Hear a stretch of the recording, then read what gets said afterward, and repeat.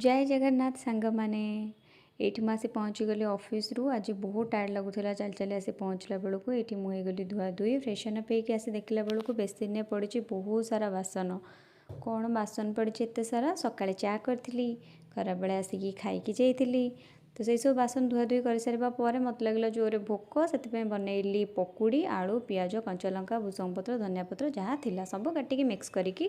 बेसन में गोली तेल गरम कर ये छाणीदेली गरमा गरम पकुड़ी एपटे छणा चली खिया चली पकुड़ी सहित टिके कंचा लंका और टमाटो सॉस हो गले आउ कौन दरकार